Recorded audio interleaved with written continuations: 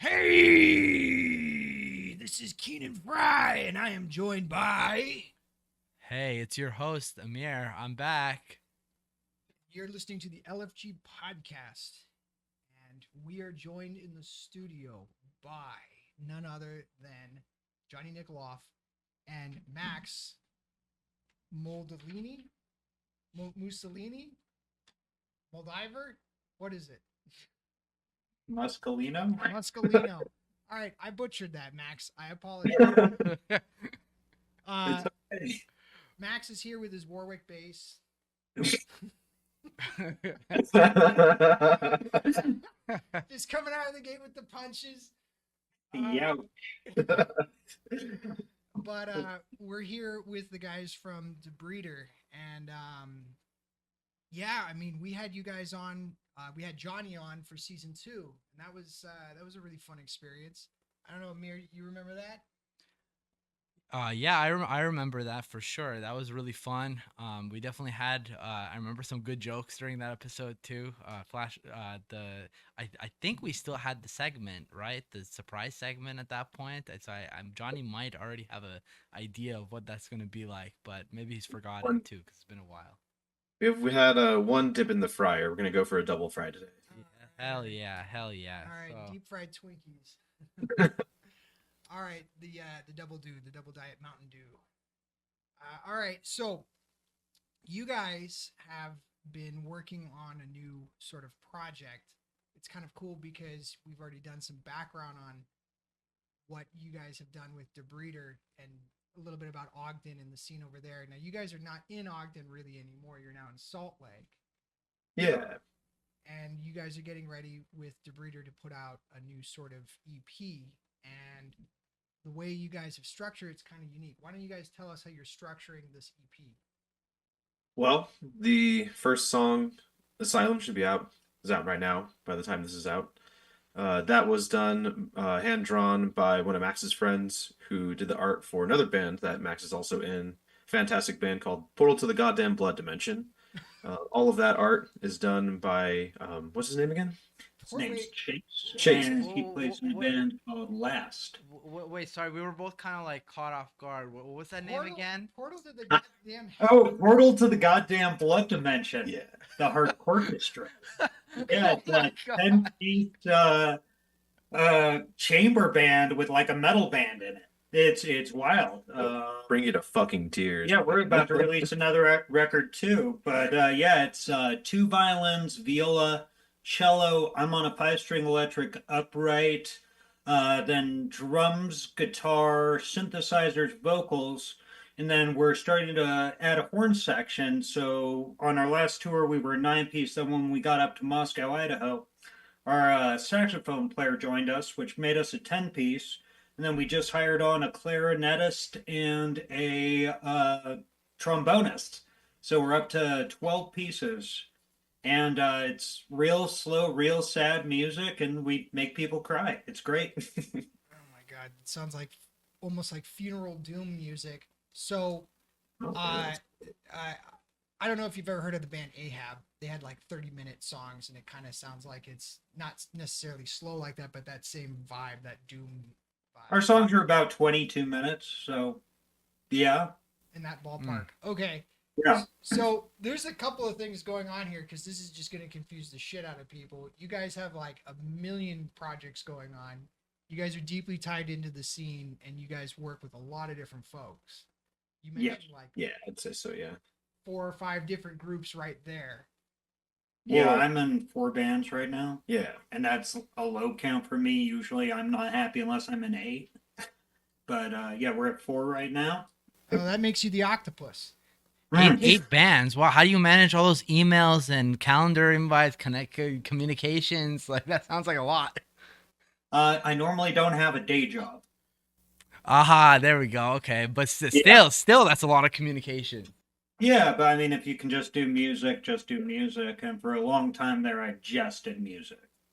Okay, so we're going to get back to that because that's a very interesting thing that's going to kind of get into what's your background and so forth. But I really want to hammer out some of the details for Debrieder because you guys have got some stuff that you've really worked on. So had the first artist who was tied into Portal to the Goddamn Blood Dimension. Yeah. I got that Yeah, name right. he's done art for us, but he plays in a band called Last. Last. That's what you were saying. Yeah, we poach. There used to be a band in town called Two-Headed Whale, and then that fractured into 3 bands: Portal to the Goddamn Blood Dimension, Last, and Jane Broom. This is some lore. Yeah, I know all Cool. all the lore of the Salt Lake noise and doom scene. Oh, I do play bass, but Oh, the noise scene's sick. Okay. This is going somewhere. This is going somewhere. So these two-headed whale. oh yeah, Two-Headed Whale's awesome. It was like another really doomy synthy band, and it was violin fronted. Ange, our main violin player, Yeah. I believe she was fronting that, and then some guy died, and the band broke up and split off into a bunch of different bands. But yeah, like we're Portals of the Goddamn Blood Dimension's going on tour with Last in October, so like it's all very incestuous. I mean, it's interesting because it creates like a web, and like this is something that Johnny kind of talked about. Like one of the bands that you guys told us about that just kind of was like, oh, okay, that caught me off guard was what was it, Shecock with a Vengeance? Oh yeah, Shecock. That was 2 bands too that turned into 1 band. Right. Yeah, you guys are just like very matter of fact, like, oh yes, of course. Yeah, so Shecock was originally Shecock and the Rock Princess. The Rock Princess, that's right. And then the drummer split. No, the bass The player bass player split. split. Yeah. And Sophia, the front woman for Shecock, was also in another band called Vengeance Tampon. And then so Vengeance Tampon, they just kind of took the bass player into Shecock. So Shecock with a Vengeance, Shecock, Rock Princess, Vengeance Tampon. Blip. Yes. All coming together. Very Wow. matter of fact. Okay. Did they definitely know how to mash names? That's for sure. Oh man, that's Yeah. That reminds me of the first time I ever heard about parasitic ejaculation. That was one of those. Ah! What? Brutal. All right. So let's try and get focused here, all right. because we're just like Give me a- wandering through the pasture, and I love it. So the big, Gotcha. So back to our music. Back to our music, yeah. but it's cool though. It's actually really cool because you guys have a big scene and everyone knows each other. One of the things that Johnny talked about is that you guys have a lot of these all ages shows where you have like 18-year-old kids and even high school kids showing up. Oh yeah. So that's still going on with even these more like aggressive kind of like what is this, like it's not really like one genre, but it is very like in the heavy metal kind of vibe or punk vibe. Yeah, That's there's a lot of like I mean, we're probably the only real purist tech death band in Salt Lake that I know of. I mean, there are other death metal bands, but they're more you know, sludgy and less technical, more old school death. We just refuse to break down. Yeah, That's- I don't. The whole point is to That's- write fast. Why do you want me to play slow? I'm so good at playing fast. And Just don't make me play slow Yeah. unless I'm on upright or yeah, something. so the new single Asylum, we finally wrote a breakdown. So there it is. Like we finally done it. But I guess like the younger crowd, they're kind of picking up on. Well, hardcore is also really popular in Salt Lake. Deathcore. And deathcore, yeah. So a lot of kids start there and then they branch off into like noise. Some more of the chaotic stuff, some doom as well. Doom's also really big. And then the death metal niche that we're in, we're kind of sitting nicely. Like right now, hardcore, like in deathcore, there's also the new subgenre slam. That's kind of all becoming into like the death metal, extreme metal genre. So we nicely fit kind of alongside them all. And yeah, we like to play all the same. Well, not all the same shows, but eventually we're all gonna play in a show together. So it's just a matter of time before that's all said and done. General violence. And General Violence was a great opportunity to do that. Yeah. The thing that's interesting to me is I'm somewhat familiar with this, but I mean, Mir, what do you I mean, Johnny, can you give me an idea? Because again, maybe I don't know as much about the scene as Keenan Sure. does. Like, what did you mean by breakdown? Like, I'm all like, That's a good question. Breakdown is when you play it, take the same lick, but you slow it down and play it lower. And okay. it's what psychs up the crowd so they can start. They know when to punch each other in the head. Oh, It's I also see. it's also playing really heavy-handed palm muted riffs Mm. so that the guitar can like push the bass, hence where slam comes from. But it's essentially just turning the three stringed instruments into like three bass players. Oh, damn. Okay. All right. All right. So Essentially we're what we're doing. Or yeah. what we're So attempting to do. is that how you start a mosh pit right there? That's how you finish That's them how you Oh, off. how finish you it. finish. Okay. All right. All right. I see you. Consensual violence, though. And when you guys talk about like violence, like you're talking about power violence, and it's like a genre and like an aesthetic, but it's like there's also somewhat of like a, I guess, like a general concept, because the way I kind of interpret it when you're talking about that is it's just like catharsis. It's not really like violence, like going out and like, you know, starting fights and beating the shit out Yeah. of people. We're not talking about rioting here. No, no. Well, I mean, it's about processing dread or processing tragedy, existentialism. It doesn't necessarily fit in black metal, but it kind of fits in like its own type of fast genre. But there's also the songs that are just noise to be noise as well. Mm. Not all of it necessarily has like a central meaning. But no, the hardcore is definitely like more. Um, I don't know. I'd say it's more pathological, or it's more like social commentary kind of. That's at least what I've picked Yeah. up so far. I thought power violence was just grindcore, but cleaner. Yeah, I think there's a little more of a lyrical context that was different So from grindcore. Oh, so so I wouldn't pay attention to it. I mean, I I don't know the best understand difference either. difference because I don't care about lyrics. So guys, by adding the breakdown to the song, like what was kind of the purpose for it? Like you know, like what were you guys trying to intend by adding it The to it? drummer kept on asking for one, and I wanted him to shut up. I do a lot of things for my drummer just to make him stop talking. Like the next Well, tune, we can were you give talking us a sample about. of what he tells you? Yeah, Too happy. write a two-step in 5/4. 5/4. So something that's natured around a motion of two. Let's make that two and then three. So a count of five, and let's make something that's supposed to have a two feel work with that. Or the newest one was, oh yeah, let's write a gallop in 7, You could gallop get in 3.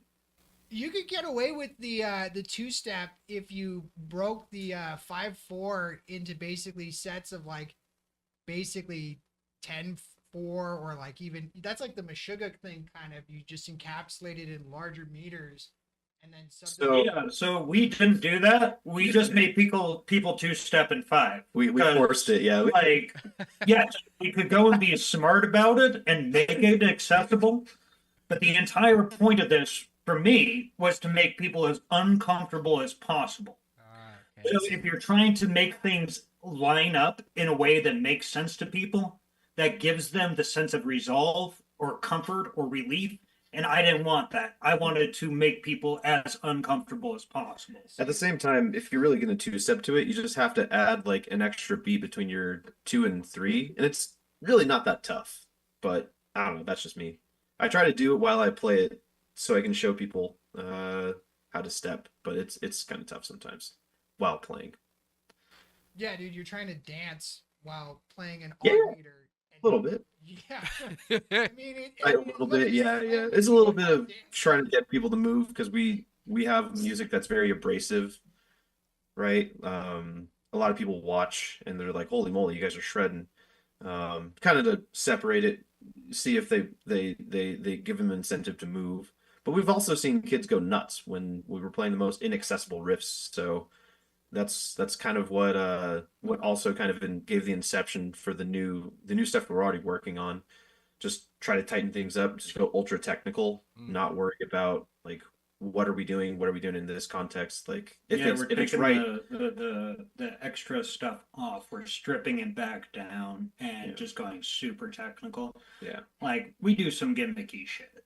We play 8-string guitars, and I play a 9-string bass on most of these last recordings.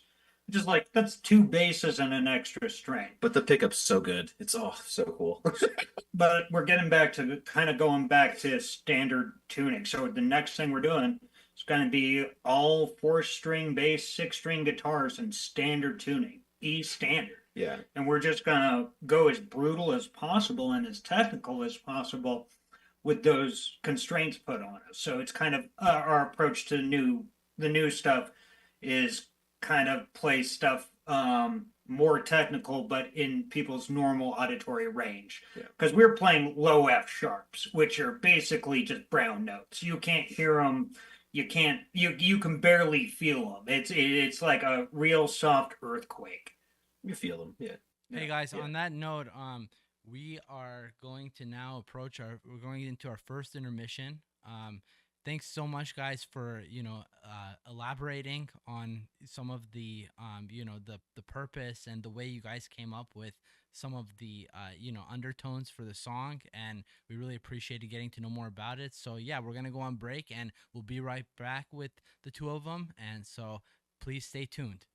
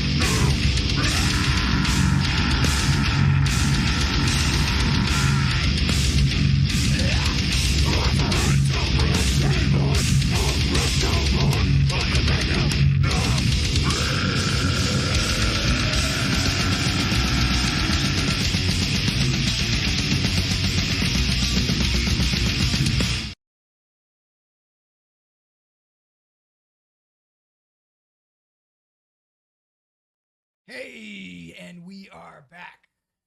And we are still in the studio with Johnny and Max of Debrieder. And Max has now joined us with his first act bass. He's very proud of it. Take a look. There you go. See? The evidence is there. See that? So that's the six Put that string. in, yeah. That's the Wooten bass kind of. That's the same company, the Butterfly. What's the name of it? That's a Federa. Yeah, I actually have the Wooten bass upstairs. That was my first really good bass I got. This is actually an Imperial Elite 2 contrabass, which was kind of based off of Anthony Jackson's, Okay, so but it's got the longest scale length ever. So this is the bass that officially destroyed my shoulder. Because its scale length is so long, it's just basically impossible to play at this point ever since I dislocated my shoulder. But yeah, it's a big crazy one, and yeah, I don't know. It's got your pretty standard Federa stuff, but yeah, based off the Anthony Jackson Ebony board, just wonderful bass, 38-inch scale length, something ridiculous like that. I mean that's like a piano at this point. This is my longest bass. It is not my largest bass, or my longest or my most extended scale. That one's actually at the practice bass, but I do have a 9-string bass that's an extra 3 strings from this. That's basically like playing a coffee table. The boat war. It's intense, yeah. So I'm really interested in some of your background because you're just throwing a lot out there with just a very matter of fact understanding that really shows like a lot of learnedness in music in general. And you mentioned earlier before we started the show that you have a family background in it. But there's one thing I wanted to say from the last segment where you guys were talking about stripping it down and getting back into standard tuning, E standard.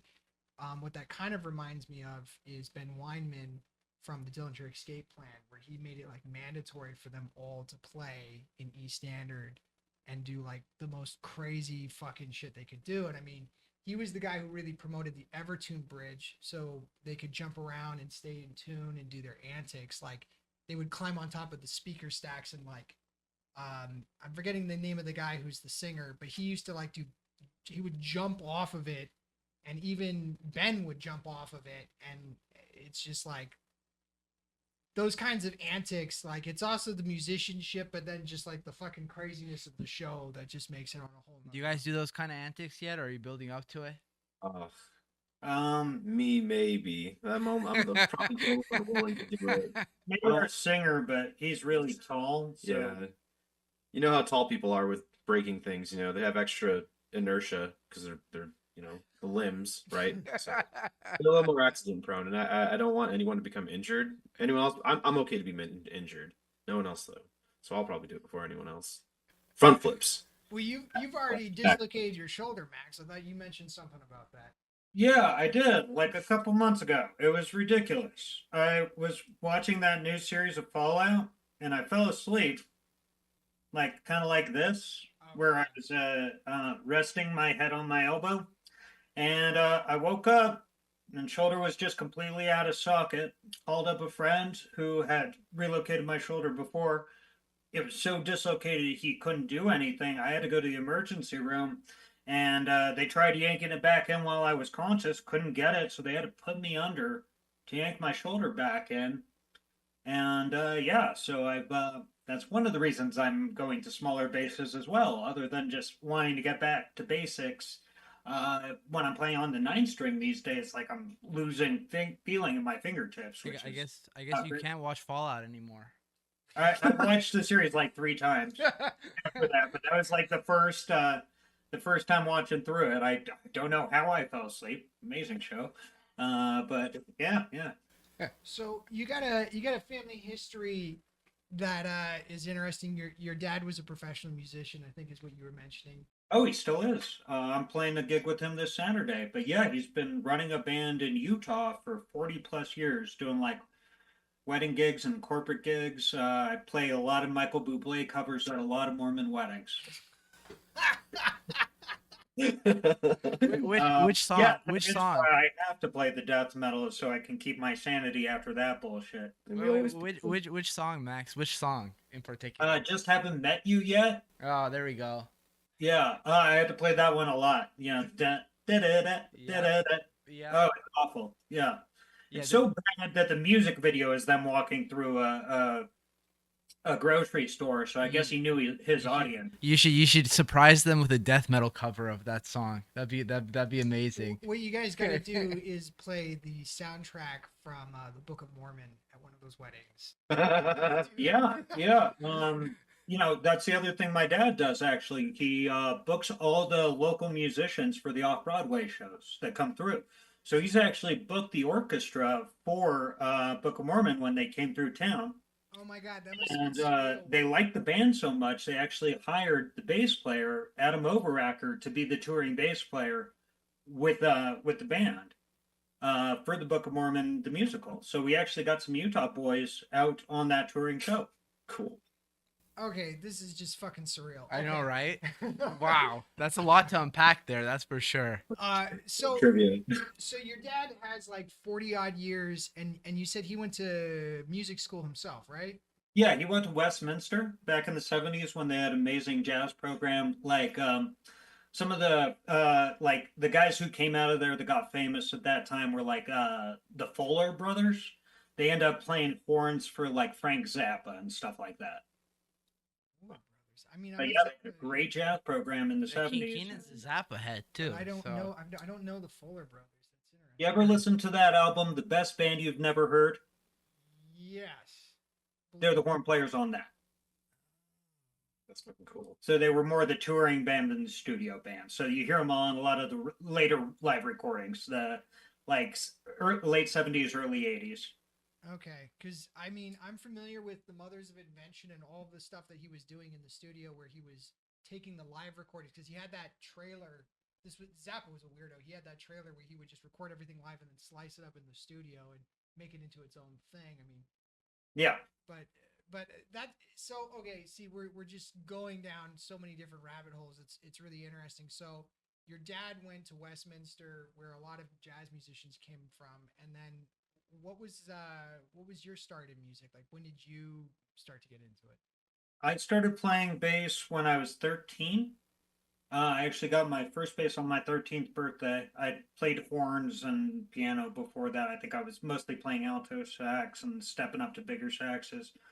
But then I found Korn and I fell in love with them. Fieldy. Oh, he was your inspiration. Oh, hey, you're endorsed by Line 6, aren't you? Yeah, no, Ibanez Geos. Yes, with the extra clickety clack. Oh yeah. Yeah, but so I got my first bass, and then his bass player, who was a guy named Glenn Griffin. God, the scene gets. I have so much lore about that too. He was my first bass teacher, and he taught me "Bomb Track" by Rage Against the Machine on my first bass lesson, and he was slapping it. And I was like, "Wait, you can just hit that thing and get sounds out of it?" And I was sold. And I put down everything else, and I've basically done nothing but bass ever since then. Slap that bass. There we go. Yeah, you gotta play Tommy the Cat by Claypool. You know. Well, if you want the slap, then that's a tap piece. You want My Name is Mud if you want the slap. My name is Mud. Yes, that is true. That is true. I kissed him upside the cranium with an aluminum baseball bat. My name is Mud. There you go. Here we go. Oh man, that freaks people out. On a side note, this is just a goofy side note. I teach Braille, and one of the things I did to learn Braille and teach it to my special needs students, I teach visually impaired people, is I started transcribing song lyrics into Braille. And Oh, cool. yeah, I did My Name is Mud, I did Bleed, and I did like Lateralis, just to like make it really difficult on myself. And it uses like short form contractions and its own like a language unto itself. It's not a language. If I say it's a language, my Braille teacher will strangle me. Braille's not a language, it's a code. But yeah, it's just when you say that stuff, it's just brings me back to that staying up at He's, like 3 a.m. he's starting him young, Johnny. He's starting him young. Good. Uh, Yes. Yeah, Got but to. yeah, I mean that's cool, man. So getting back to you and what you're doing, so you just got hooked on just the various techniques and the way to make it sound. I mean, I think that's a big part of the instrument is that for me when I started guitar, the thing that happened to me is I thought that there was like kind of like a set way to play, a set pathway. Uh-huh. And then like the thing that really got me out of that was when I saw I mean, Johnny, you and me were in high school. We were listening to Rage Against the Machine, and like Tom Morello made his guitar into basically like a DJ turntable. Yeah. Yep. And like that was kind of Buckethead. or like Bucket. Yeah, we went and saw the Buckethead concert as well. That was another one from way back. That Great was a time. big thing for me because it made me think like, oh, it's more about how you approach it rather than just like here's a scale, here's a mode, or here's a key, and here's an arrangement. It's good to know that stuff, but there's so much more outside of that. What is your background with like traditional sort of like I wouldn't say chamber music, but just like big band and stuff like that? Because there is like a Oh format. yeah. So I went to Berkeley, school, College of Music out in Boston. That's where I kind of got my jazz chops, and I played in a great jazz band, like a high school jazz band before that. And my teacher was his name was Ken Green. He was in the Air Force band, the Airmen of Note. He was their piano player and I think their director for years. And that got me into the big band stuff and just playing with these large ensembles. And actually, from that band, like I know 8 of the musicians out of that are now professional musicians around town or got out and are doing professional music.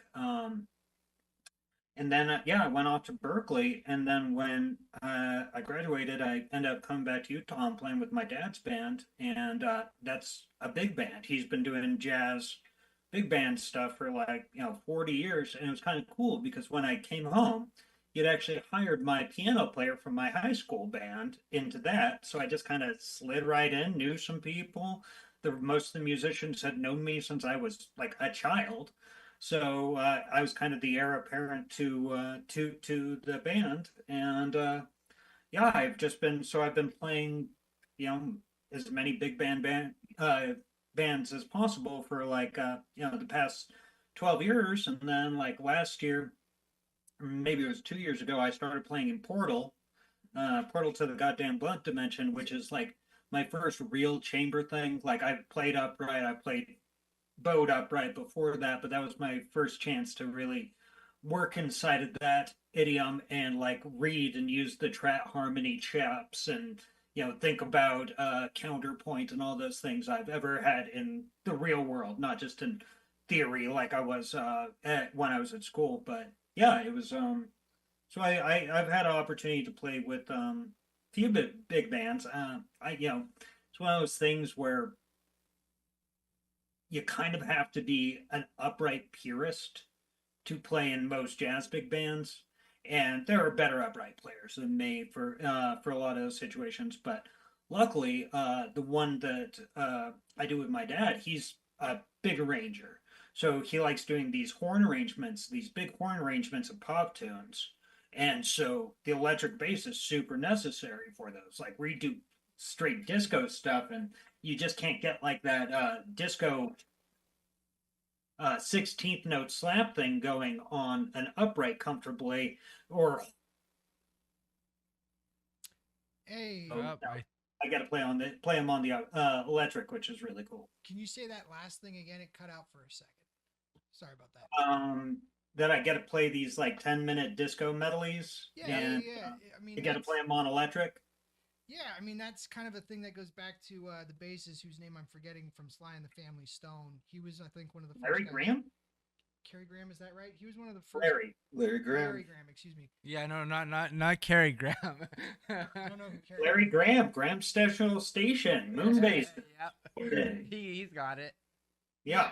I mean that's that, and I mean I was more of a again I'm a guitarist, so I was more of a George Clinton fan and Eddie Hazel and obviously Bootsy Collins from there. But My dog's named Bootsy. She's sitting right there. well, they're just called the dog. um, but yeah, Come here, Bootsy. You coming? I couldn't resist. I think that's cool because what we're talking about there is all that history and that technique and you finding your way through it. So I guess it really the big takeaway from it is if you really want to get good at this stuff, you have to have like a dichotomy of skills because even though there are upright guys who might be better than you, like you mentioned, it's really like there is a slot that you can fit into and it's having like a diversity of skills that really makes you, desired in the scene wherever it is you are. I mean, being that one guy who is the best upright player probably is nice, but outside of that niche, you're kind of stuck. Yeah. I mean, I don't know. It's if you can play upright better than anybody, then the electric's kind of a toy. Really? Yeah, I mean, but there's techniques and stuff that you can learn on an electric that are pretty inaccessible to upright. You can't tap Right. on most uprights. Like if I was going to try to flamenco pick on an upright, that's just a no-go. Okay. But those are things you can do on the electric. But just as far as if you can play the upright, you can pretty much play an electric down the neck. You have some holes if you're coming straight from it without going in and figuring out some electric bass techniques. But yeah, most of the cats I know who are monsters on uprights can eat my lunch on electric as well. Well, that's something. We're Yeah. gonna go to the next break, and we'll be back, and we'll keep talking to Johnny and Max. And thanks for hanging out, guys. Keep tuned, everybody. See you soon.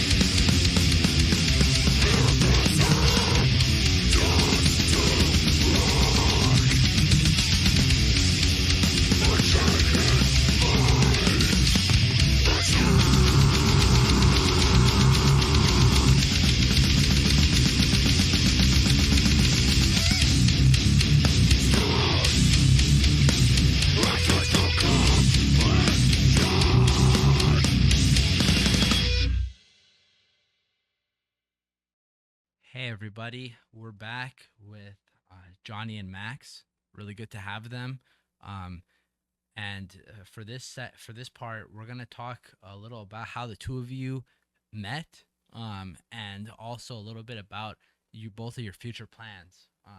That's usually how we kind of go about things at this point. So, yeah, really interesting. The last segment, I really enjoy learning more about Max and about kind of his journey and what led to his love for music. And just for you guys to remember, it's Berkeley College of Music, not Berkeley like Cal. So don't make that mistake. Yeah, but yeah. Anyways, if you both of you could just tell me a little bit about how the two of you met, that'd be awesome.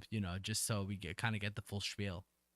Well, I think our first meeting, you saw the punk band I was in when I opened for Shecock. At the time, it was Shecock with a Vengeance, or no, Shecock in the Rock Princess. So yeah, I was in the punk What? band. Yeah, yeah. So It- so it- I opened for them with a punk band, and he was at that show.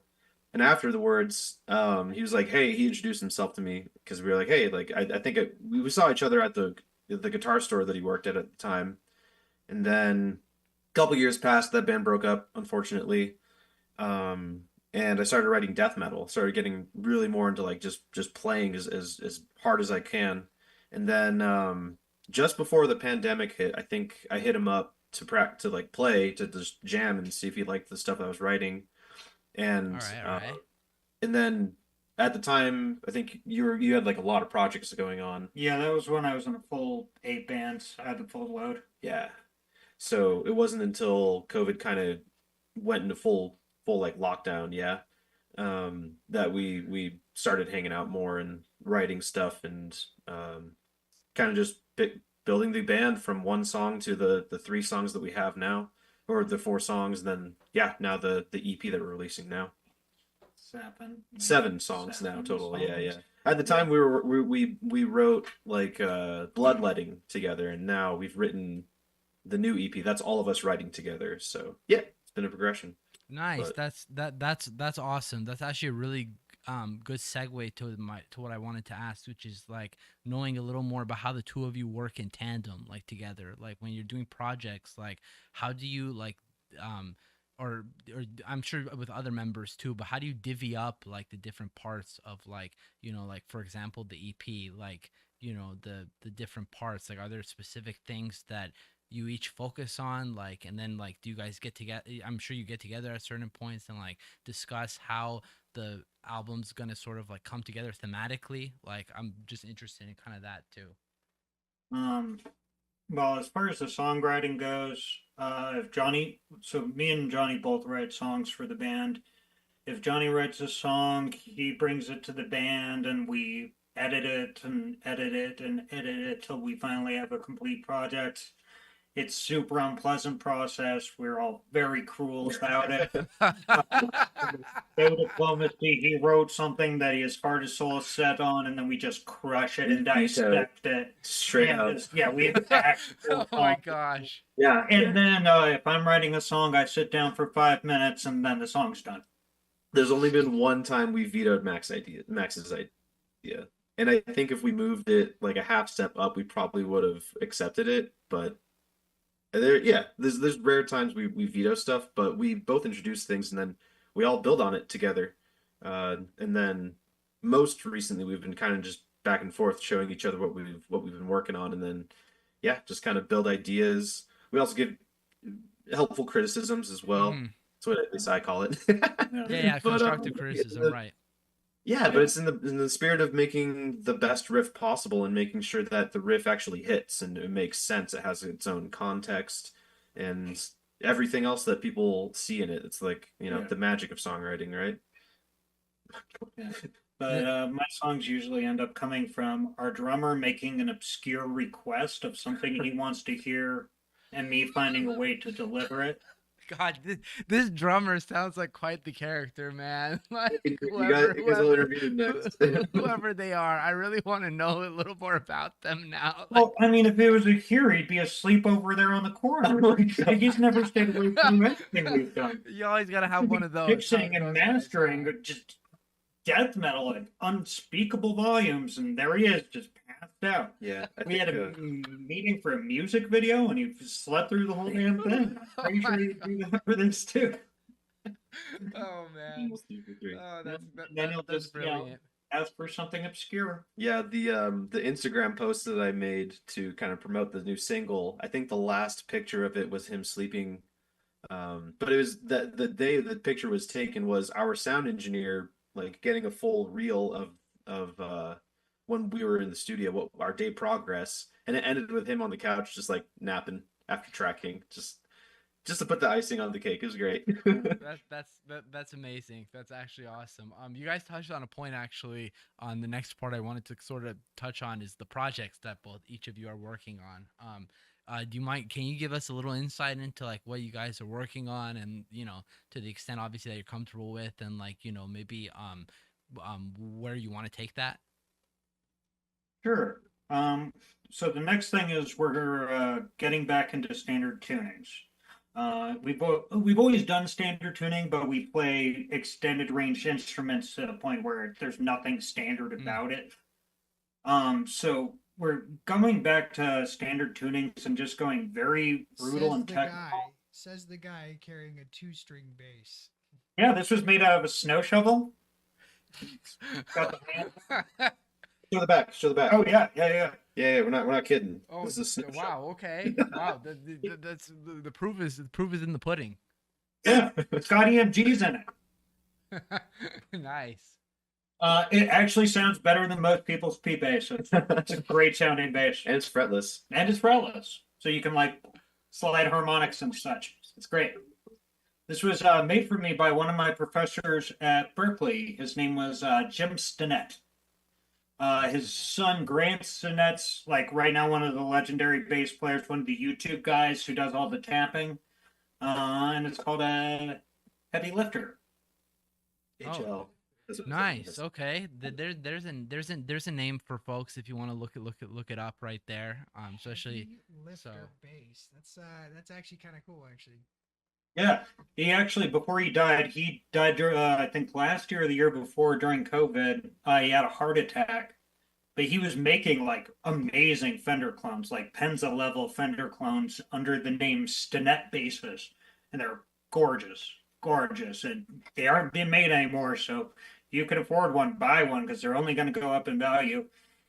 He taught a lot of legendary bass players. I mean, the first one that I heard of that was like one of the legendary guys was he taught Mike Gordon from Fish. Yeah, and like all the big New Hampshire guys. But you know that new British bass player who's doing all the slapping and tapping? On YouTube? Yeah. Back up. What's Fish? That a Ford? What's Fish? What is Fish? Are we talking about the ones that swim in the sea? Yeah. Yeah, he taught the fish how to play bass. They just didn't teach him how to play metal, so All right, I can't troll Johnny on that one. All right. But no, that's awesome. So you're talking about standard tuning then, going back to it. For those of so you kind of gave an idea of what that means. So which is really nice for those of us that aren't as familiar. Is there anything else like Johnny on your end that you're focusing on, like that you want to maybe I don't know, just talk about a little bit? The new project is the songs that I'm writing are going to be very heavily inspired by Necrophagist, Mohammed Swimesh riffs. Listening to a lot of Winter Sun, thanks to Max, he showed me them, and I'm just enlightened now. I'm like, power metal, where has this been all my life? I've been loving it. So Norway, exactly. Yeah, it's been hiding in the mountains. We got a power metal band for you to check out, Corpuscle. They're from Redwood City. Oh hell yeah! Yeah, but keep going. I interrupted you. I'm sorry. Oh no worries. Yeah, no, it's just trying to get better at writing hooks and like extending them, but also complementing them, and just putting together more like complicated stuff that's still really catchy. It's just further getting good, it's a path, it's not a destination. Gotta get better always. Yeah, of course, I totally get that. Faster, sorry, I forgot to mention that. Oh yeah, the speed thing, we're going we've been going up incrementally in speeds through the EPs. I think our first one we were around 250, last one was about 300. Probably gonna try to go up to 350, 400 for the next one. I mean, and we're playing on smaller instruments, so it should be doable to bring up the speed even more on the technical stuff, just because the accessibility of the instruments. One thing I would like to mention though, the pickups that are in the guitar I just picked up for potentially writing or performing the 6-string stuff on. It's made by a local company called Instrumental Pickups. And I really didn't expect a 6-string set to sound this bassy and to like do the slam thing if the song fits it, then maybe we can fit that in there, but it's just palm muting riffs and stuff, breaking things down. But yeah, I really didn't expect how good they would sound, so I'm really excited to just focus the context into E standard, so like even music students could potentially like listen to this and go like, oh, okay, I kind of get what's going on. It's in that sonic context, right? But it's gonna go fast, and this S series is I've never been an Ibanez guy, but I really like it. Should I just show it? Shred guitar. Yeah, go grab it. But it was called Instrumental. You said Instrumental Music was the name of the Instrumental Pickups. Yeah, if you want to, that's the logo. Oh, you can't even really see it. Sorry about that. It's like a frequency response. Throw in a giant corporate advertisement in the middle of our unsponsored podcast, and Yeah, just Ibanez, please give me free shit. please give us all the money. give me the sweet, sweet Herman Lee money. Honestly, I wasn't an Ibanez guy because I always never really got used to the thin necks. I You thought, can't shred for shit. yeah, I always thought the thicker necks were more comfortable for like my hand size, but The baseball bats. it's not true. Now this guitar is special. Its neck is phenomenal. Yeah, the Wizard is pretty insane. Yeah, if you're gonna buy an instrument, if you don't like any part of it, you can replace it. But if you don't like the neck, just throw it in the fucking trash. Yeah, it's kind of the big realization of like, what do I like in an instrument? It's like, how well does it play? Can I play better stuff? Can I like improve my playing with it? And then usually it helps you sound better if you can play it better. That's kind of a developing philosophy, I guess. Yeah, man, you know what you like. We're gonna come back in just a moment with the secret segment, which Max, you've never heard of. It's called Fucked up flashcards. All right. We're gonna come back in just a moment.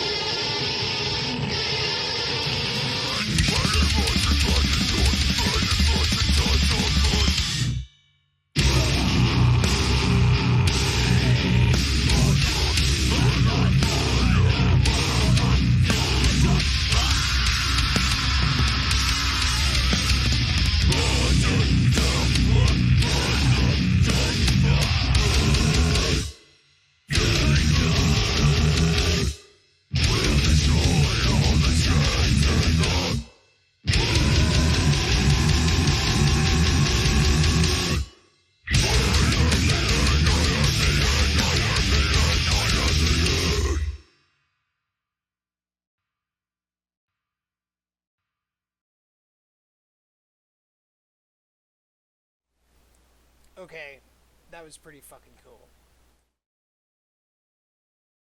Hey, this is King Fry, and I'm here with. I mean, sure. All right, and we are getting ready for the final segment. You know what this segment is? It's fucked up flashcards. If you don't know it, you about to know. Okay, so the way this works, you guys are going to have 2 minutes to answer as many fucked up questions as we can. You guys both got to give us an answer. And first thing that comes to the top of your head, that's just how it goes, all right? Review. All right. Now just give me a second. I got to get the clock going. All right, we're about to get started. All right. Okay. You guys ready? All right. Sorry, what? I say, you guys ready? Let's Yeah, get some you excitement told- here. Let's go. All right. Ready. And the clock is on. Okay, here we go. All right, Keenan, first question. All right. Would you rather open a show with Uptown Funk or Don't Stop Believing? I have to play both of those on a regular basis. Uptown Funk's Uptown better to Funk. play. Uptown Funk. Uptown Okay, all right, we got consensus. All right, here we go. You got to change your band name either to Douchebag Von Schnitzel or Gang Grease Tampon. Which one do you choose? Angry's Tampon. Hey, let's go. All right, Yeah, well, that's a good name, that's a all good the name. guys named Von Schnitzel now hate you. Fuck 'em Bring 'em. running. It sounds delicious. All right. Victor Wooten or Jaco Pastores? Jocko. Okay. Fucking you have to go Jocko. back Hold in on, time. you can actually write a song. You have to go back in time and murder Jaco Pastores and prevent him from ever making music ever, and just obliterate his influence from the history of music ever. All right. All right, here we go. Next one. Never slap the bass again or never slap an ass again. Never slap an ass again. Never got paid to slap Johnny, I don't hear an answer. it all day. Never slap bass again. Oh, damn. Okay. All right. Well, all the bases hate you. It's true. Necrophagus or decrepit birth? Necrophagus. Necro. All right. You have to go back in time and convince the Necrophagus guy that he would be better off being an accountant, which kind of already happened. He became an He accountant. became already something like that. Yeah, You were- that already He happened. did 2 albums and then he went and did something All else. right, guys. Next one. Eat only cat food for the rest of your life, or eat only jellyfish eyelids for the rest of your life. Jellyfish eyelids. All right. All right. You guys are gonna get scratched by cats in the ass for the rest of your life. Happens all the time. Yep. Nirvana or Blink 182? Blink 182. 182. And that is time. Guess what? Blink 182 says, or Nirvana says, "Go fuck yourselves." There we go. I got it wrong at the first try. Oops. Well, he's dead, so I'm sorry. Hey, I'm man, kidding. that was fucked up flashcards. Thanks for playing. We're now gonna kind of go into the last little bit, Yes. and what we just want you guys to do, because you kind of already done a lot of this, is I want you guys to give like some shout outs and just like anybody that you want to give some recognition to, anybody that you want to just Anybody that you want to shit on, like your sleeping drummer, like have at it. yeah, he's got to come on the show and defend himself. Yes. Well, definitely. But no, in all seriousness though, yeah. So this segment's like, for shout outs and for giving flowers to those people that maybe you haven't had as much of a chance to. Okay. I guess I'd thank our singer for staying late one night and helping us load out.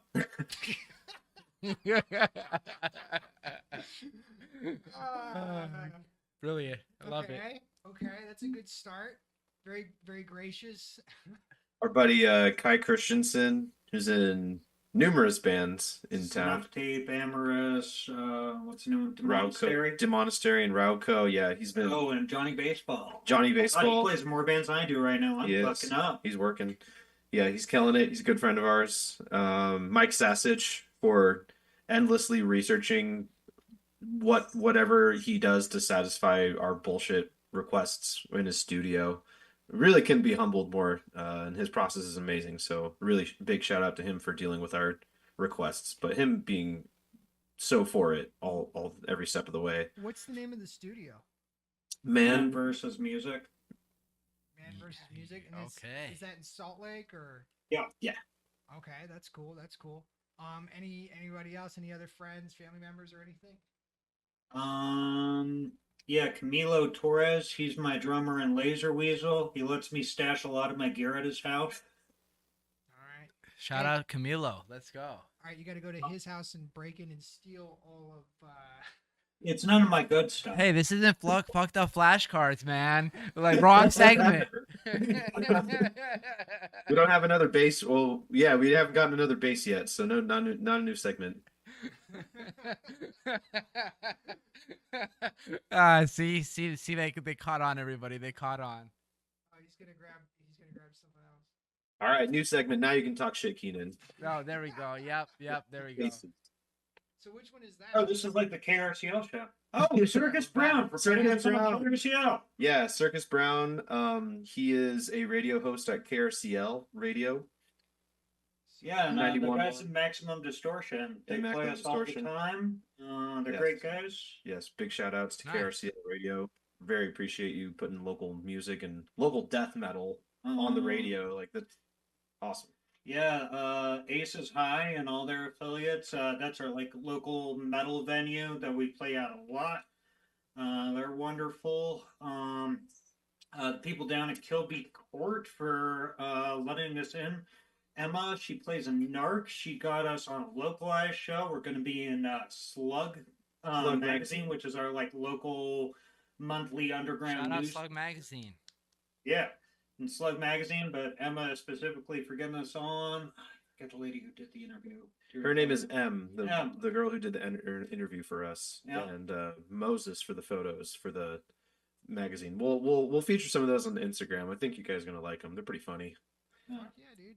Hey, Yeah, let's go.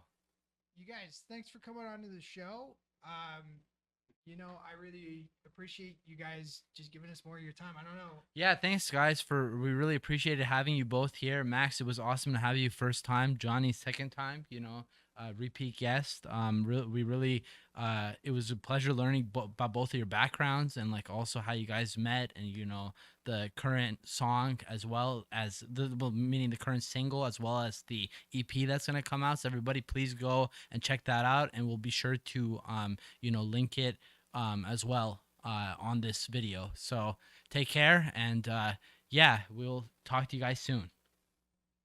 Hey, take it Go. easy, Stay guys. brutal.